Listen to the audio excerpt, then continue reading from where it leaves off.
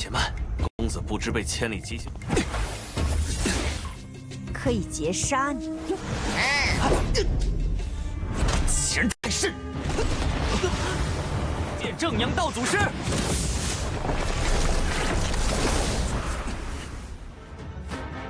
说清楚为之，用我的命来偿还。将你师叔找来。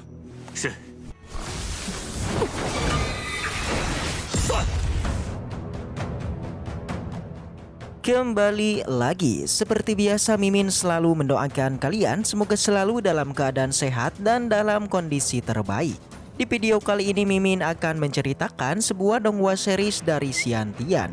Dan bagi kalian yang mungkin baru gabung ya, Mimin saranin untuk nonton bagian sebelumnya dulu. Linknya ada di deskripsi. Tak berlama-lama, langsung aja kita masuk ke isi ceritanya.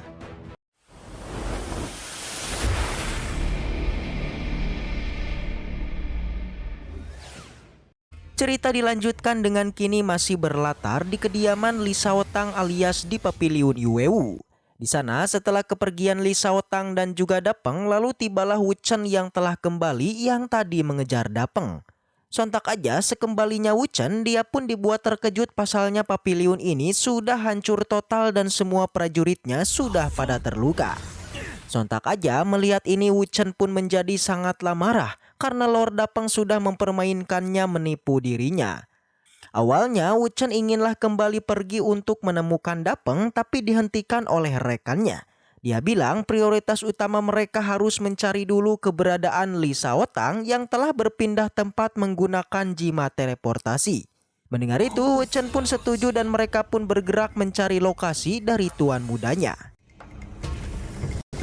且慢，公子不知被千里疾行。 Scene lalu berpindah di kedalaman hutan yang kita melihat ada Lord Dapeng yang tengah menuju kembali pada kediamannya. Di sana ia terlihat sangatlah kesal dengan tipuan Qi Xiao yang telah menjebaknya memasuki sarang musuh di Paviliun Yuewu. Dia bilang jika bukan karena jimat Vermilion yang dia bawa maka malam ini dirinya akanlah binasa. Dan semua ini adalah ulah Qi Xiao yang akan Dapeng pun membalas dirinya. Segera Dapeng pun kemudian berniat untuk mendatangi Aula Jianyang, inginlah meminta penjelasan atas penipuan ini. Dapeng mengira kalau Aula Jianyang sudah mengkhianatinya karena Qi Xiao juga merupakan murid dari aula itu. Tapi di gerbang masuk kota Yongju terlihat semua prajurit pun terkapar tertidur. Yang ternyata ini semua merupakan ulah seorang wanita yang telah memberikan obat tidur pada mereka. Wanita ini adalah Suetong. Melihat keberadaannya Dapeng nampak sangat terkejut dan sedikit bertanya-tanya apa yang sedang dia lakukan. Suetong bilang jika dirinya sudah mendapat informasi dari Qi Xiao mengenai keberadaan Dapeng yang tak lama lagi akan datang ke kota Yongju. Dan di sini dirinya boleh melenyapkannya. Lagi-lagi ini semua merupakan ulah Qi Xiao yang kembali merencanakan untuk mencelakainya. Segera basa-basi Suetong pun bersiap melakukan serangan pada Lord kita dengan menggunakan sulingnya. Beruntung Lord kita pun mampu menghindarinya. Tapi meski begitu Dapeng pun sedikit mengagumi kekuatannya yang sudah berada di tingkat 5 yang pasti akan sangat kuat yang sudah jelas dirinya tidak akan bisa mengalahkannya. Tapi meski begitu Lord kita tidaklah takut karena dirinya sudah membawa bekal berupa jimat Vermilion. Yang mana jika digunakan semuanya seorang praktisi di tingkat 5 bukanlah menjadi masalah. Melihat ini Suetong pun menjadi gentar karena dia tahu tentang kedahsyatan jimat tersebut. Bahkan selain itu Lord kita juga mulai bersilat lidah tentang keamanan kota Yongju ketika jimatnya ini benar-benar digunakan. Karena memang jika Dapeng menggunakannya maka sudah jelas gerbang ini akanlah hancur yang pasti aja semua musuh pun auto akan berdatangan.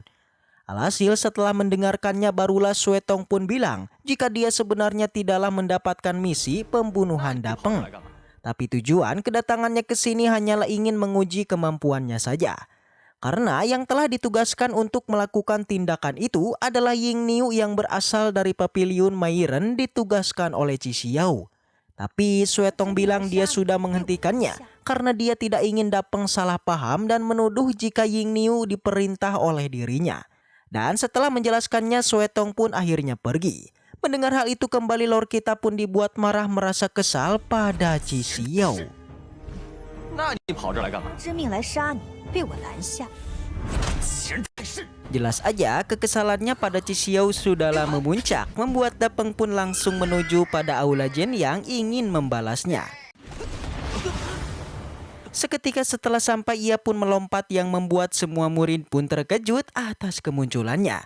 Sembari mengeluarkan aura kekuatannya, Dapeng berjalan menuju ke dalam Aula Jen yang dengan berwajah marah. Dia juga berniat ingin menghancurkan aula ini dan getaran pun terjadi. Hal itu akibat Lord Dapeng yang meledakkan kekuatannya. Tapi tindakan tersebut berhasil dihentikan oleh seorang tetua dari Aula Jen Yang. 见正阳道祖师。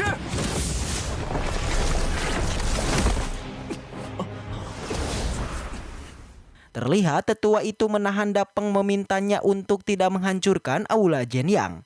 Tetua ini bilang tindakan Dapeng ini sungguh keterlaluan, yang jika beneran menghancurkan aula ini, maka hal itu sama dengan menyatakan perang terhadap Aula Jen Yang.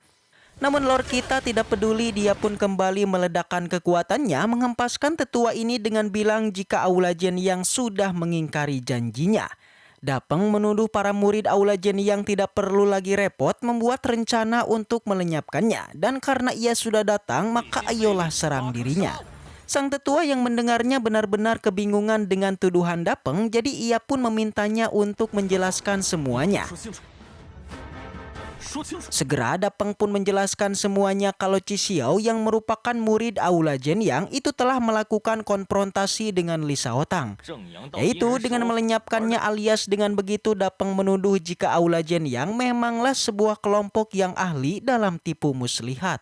Dan sang tetua dibuat kaget dan inginlah memanggil Qi Xiao untuk menjelaskan semuanya karena Aula Jen Yang sama sekali tidak tahu akan tindakannya.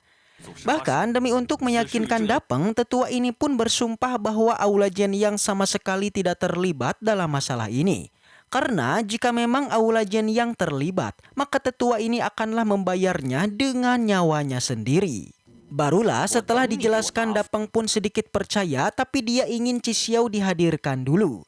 Langsung aja tetua ini pun menyuruh bawahannya agar segera pergi meminta Qi Xiao untuk mendatangi Aula Jen Yang. 此事我不知，萧却勾结李少堂来杀我，为之，用我的命来偿还。将你师叔找来。是。 Singkat cerita akhirnya Qi Xiao dan juga anaknya bahkan dibarengi dengan beberapa prajurit akhirnya datang. Dengan santuinya ia pun berjalan mendatangi Dapeng yang sudah dia hianati. Melihat kedatangan dari Qi Xiao, Pang Pai sedikit terkejut karena kini Qi Xiao beneran dikawal hingga 10 prajurit besi. Langsung aja ke permasalahannya. Tetua Jen Yang pun menanyakan apakah benar Qi Xiao telah menipu Dapeng menyuruhnya untuk pergi ke Pila Yueu. Dengan santuinya Qi Xiao pun mengiyakannya yang membuat semuanya pun terkejut dan Lord Dapeng juga menjadi sangat murka.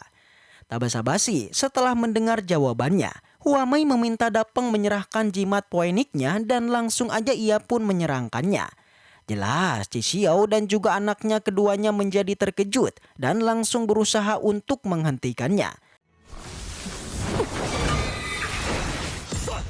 Hua Mei mengatakan jika hari ini dirinya akanlah membalas atas perbuatannya yang telah berusaha untuk melukai Dapeng.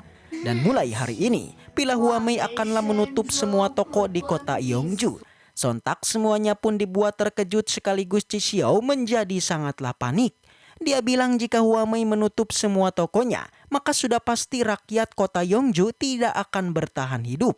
Artinya dengan tindakan Hua Mei ini maka dia telah melakukan tindakan pembunuhan. Tapi Hua Mei bilang semua ini bukanlah kesalahan dirinya, melainkan karena Qi Xiao yang sebelumnya tidak berpikir dengan rakyatnya. Dan dari sinilah Hua Mei pun mengatakan closing statement, siapapun yang telah berbuat maka dialah yang akan menerima akibatnya. Selain itu, Hua Mei juga sudah mengetahui mengenai hadiah yang akan diberikan oleh Qi Xiao pada Yang Mulia Ratu, yaitu berupa mutiara awan laut selatan. Kembali Qi Xiao dibuat panik pasalnya. Bagaimana bisa Hua Mei mengetahuinya dan dia pun mulai panik apalagi yang ingin dilakukan Hua Mei. Dan setelah itu cerita pun bersambung. Baiklah, mungkin segitu aja untuk pembahasan kali ini. Semoga kita selalu diberikan kesehatan untuk mengawal Donghua ini. Dan sampai jumpa di video selanjutnya.